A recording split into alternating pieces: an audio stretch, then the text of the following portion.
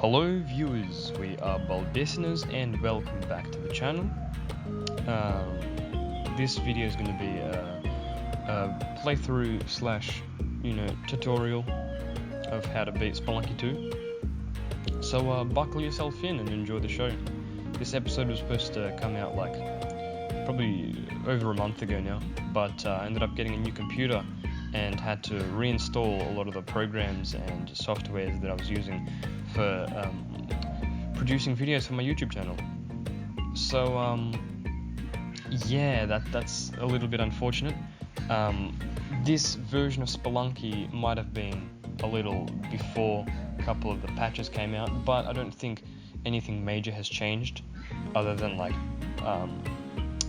the way you need to beat Olmec. But I do demonstrate the modern way of doing it anyways. Anyways, let's begin. So right off the bat, you need to decide whether or not you want to be robbing shopkeepers or buying things from them peacefully. And it really just comes down to what kind of gameplay you like. So if you want a slow-paced but safe, and tedious game, it's just obviously, collect gold, buy stuff from shopkeepers. And if you want a quick action, just a fast-paced, entertaining game, your best bet is to rob them. You can take a middle road and do a mix of both, steal here and there, kill a couple. Just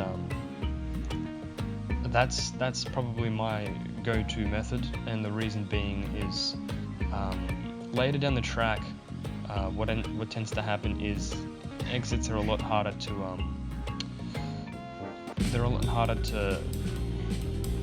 bypass with a shopkeeper there. So the strategy to that is, of course, to get forgiven before you reach like crazy levels like New Babylon and that. However, it's totally not necessary. You can get away with with murder. Yeah, either way, I believe in this instance I do a bit of both, really. So of course, weapons and jetpacks and stuff and a ton of bombs definitely help with passing the game, but they're totally not necessary. The skill's going to come with the longer you play with it. Anyways, another important pointer to keep in mind is take advantage of all the health that you're going to run into in the dwellings, slash mines. One thing I don't recommend is spending bombs to get to damsels. It's not efficient of your resources, and it's not exactly practical. So what I recommend is, if you're going to spend bomb on health, why don't you round up Yang's turkeys and explode those, because it's 2 to 3, per bomb, health per bomb. So that's a much better way of looking at it. And so that already would bring you up to about 7 health, and then you kill this mole man, considering you haven't taken any damage, and it's going to get you 8, and that's plenty of health. Honestly, you don't need to go ham with it. You don't need to survive an explosion. You just need to make sure you don't get whittled down by the little things, and that's the trick to avoiding that is to just keep an eye out for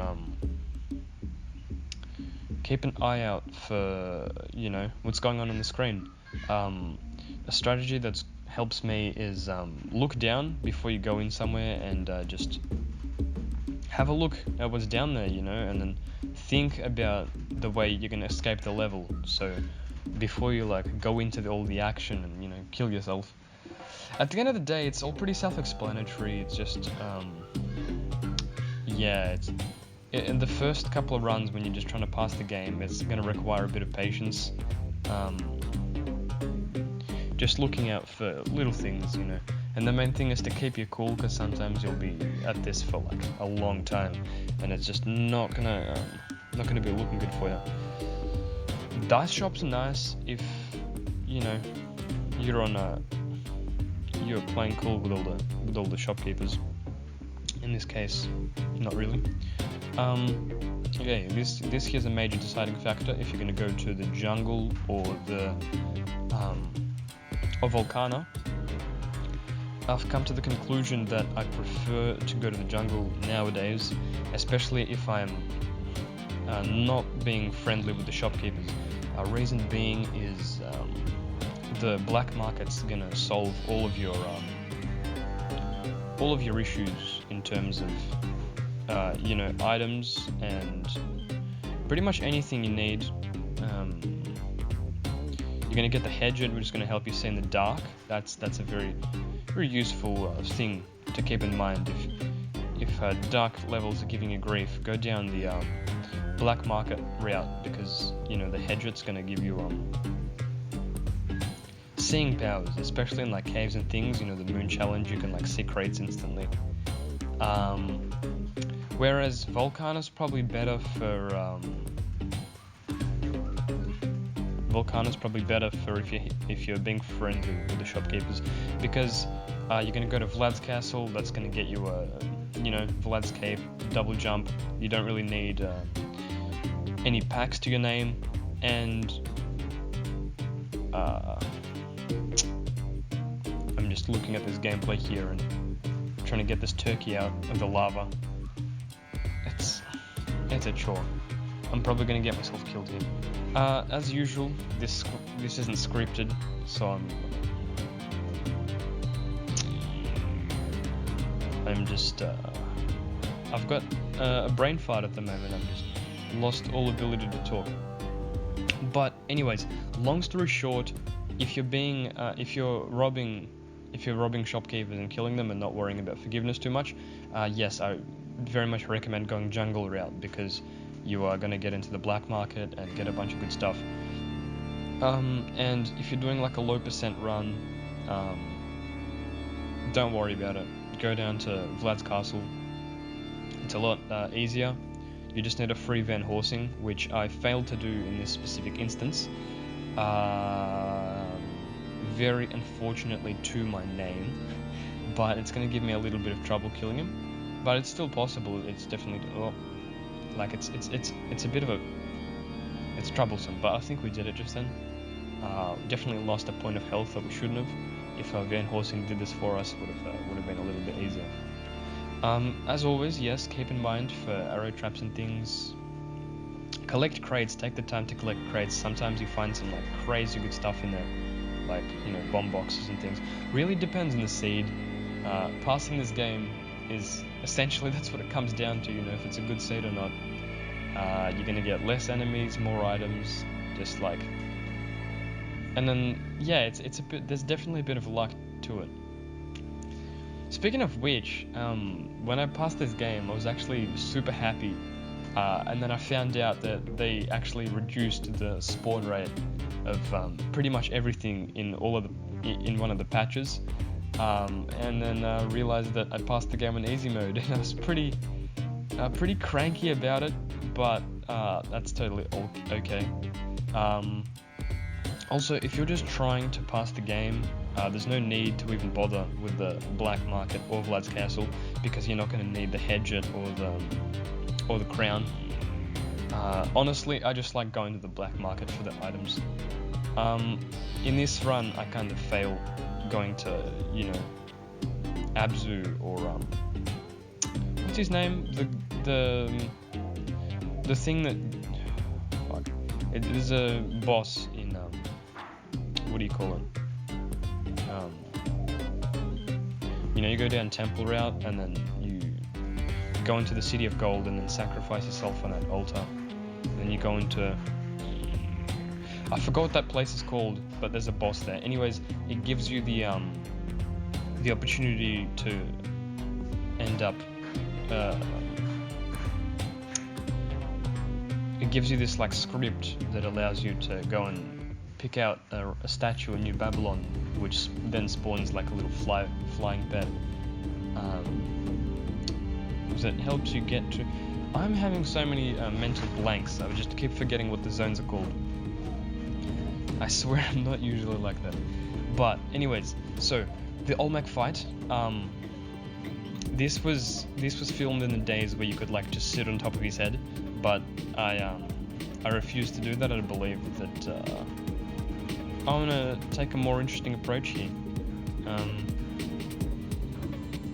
This wouldn't happen in the new patch, but at the end of the day, I'm gonna release an updated tutorial soon on how to kill Olmec in the new patch. But what you want to do is kind of just keep shooting his blasters out, and he's gonna keep falling, and it's basically like what you do in the first half of defeating him, except you need to shoot the things the hover pads in order for him to come down, rather than being underneath him. But yeah, this was pretty close, and then this section I'm pretty sure stays exactly the same, where you let him stomp on you and then you shoot the alien to come out of his ass, like so. So I'm actually very glad that Derek Yu and the developers of this game have they've released this patch for making the fight a little bit more engaging, because before you could just stand on his head for like minutes on end and he would just explode all the floor. I feel like that was too easy. It just wasn't very fun, because at the end of the day, that's what games are for, bring you entertainment. Right. In this section here, I recommend getting rid of all the little alien things, because they're going to cause pointed damage and likely going to screw you over by the time you're going to want Olmec in love. It's just better safe than sorry. That's really what it boils down to in Spelunky 2. Just want to be making things as safe as possible, so ensuring nothing happens, right? Because I don't think this has happened to me before, but I've seen to other people. They were standing on his head and then they got knocked off it into the lava, after completing this whole game by one of them little green aliens. And the shit's just painful. You spent like 15 minutes trying to get here, 10 minutes in my case. I think we're like 13 minutes in or something into this game play, and it's just painful. That's a thing about Spelunky. I actually find myself a lot better at this game when I don't play it every single day, because I get a rest from all the negative emotions that come out of me when I get killed. So anyways, this for example is where I'd prefer to hedge it to the bliming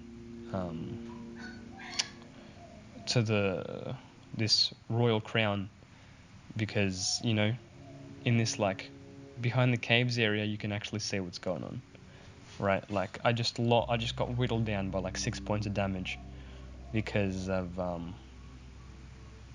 because of stupid deaths. I couldn't see the bats. Even if I am to die now, well, there's a couple of videos out there on how to do the Ankh skip, so the part where you need to kill yourself in you can bypass it, but it's definitely a chore. It's definitely a chore. I didn't bother with it in this specific instance. Another reason to go down jungle route is up here. See on the right side of the screen, you climb the ladder and you rescue the three. If you rescued the three sisters, the child forest things, they're gonna give you a bomb box. If you only rescue two, a bomb bag. If you rescue just the one, it's gonna give you ropes. Regardless, very helpful, but as I said, not necessary. Both routes are good. It's not that bad.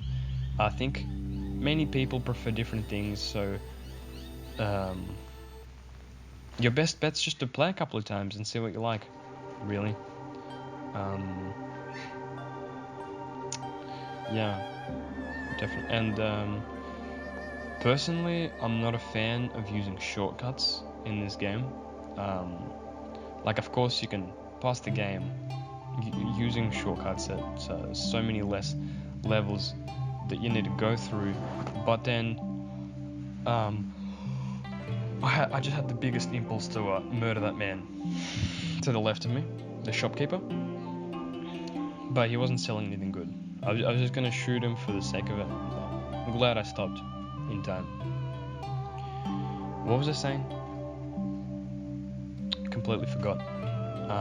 But yes. Remembering to still be collecting gold, because now that we're friendly with the shopkeepers, we might want to be buying stuff. And it's always worth, saving more damsels, because this Ankh is going to help me survive like an explosion or something, but to keep it, I got to not die to like getting wheeled down by things. Sometimes even if you don't plan on going to what do you call it? The main boss, Hundun. If you don't plan on going to Hundun's, it's still getting the Ankh might still be helpful to you.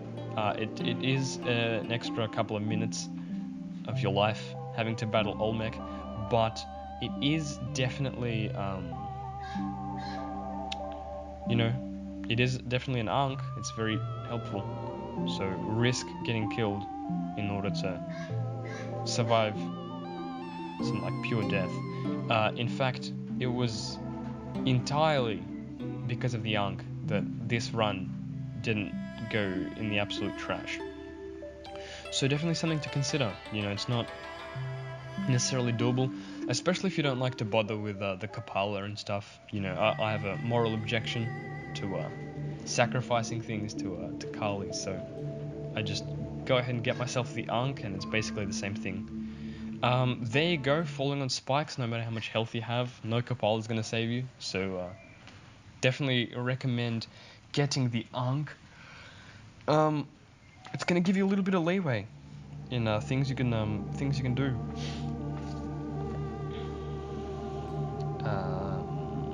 Yeah, for sure. Of course, not forgetting my old shotgun.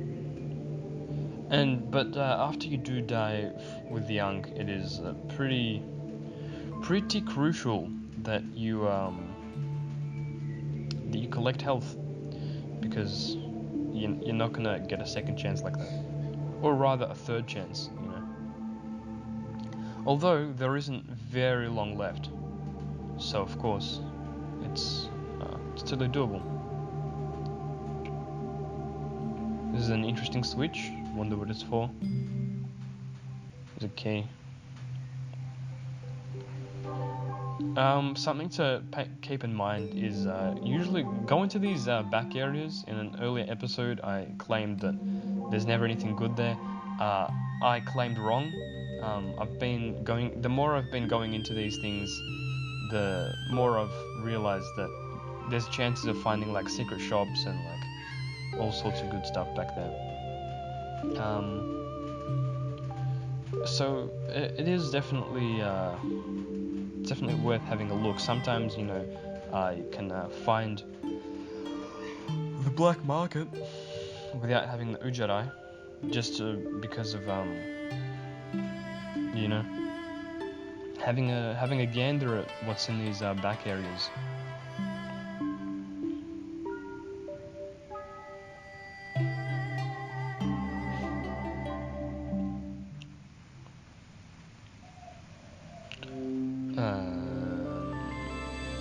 That was a very suicidal. What do you call them? Bigfoot person. What is with my head today? See, I live in Australia, and today it's pretty hot. It's like a 30-degree day, and I am absolutely dying from the heat. So that might be I'm talking Celsius, by the way, so like 30 degrees Celsius. That, of course, might be the reason for my malfunctions of the brain, but definitely could just be an excuse. Let's get this clover here. Clovers aren't that important unless you're going into, like, you know, areas that are kind of time consuming, like this Yeti area. You know, I like going down the Yeti area because oh my, that was close. Never underestimate the parachute. Like, they will save your bacon in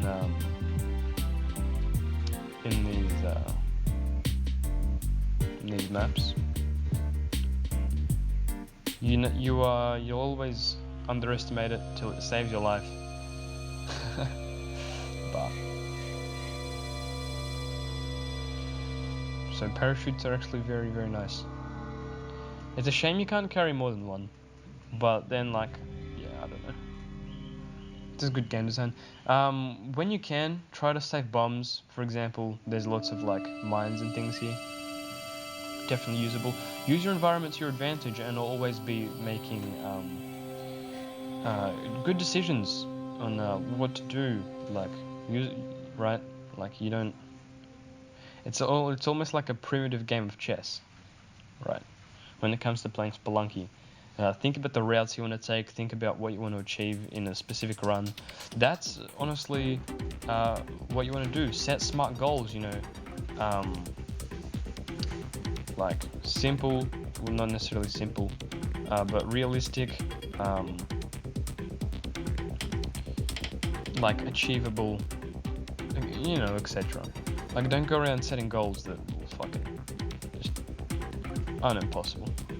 And that's honestly how you beat the game, is by setting goals. Like, hey, well, let's say today we can get back to New Babylon, right? And or, like, you know, I'm just blabbering at this point in time. As I said, I'm improvising all of this dialogue, and I don't wanna leave you fellas and ladies in silence. So I'm gonna have to blabber for a little bit.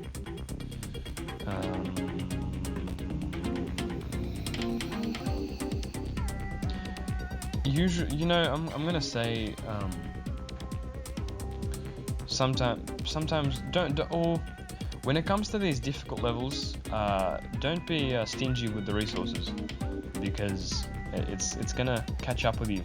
You know, like, if you want to get past something, just use a bomb. Honestly, like,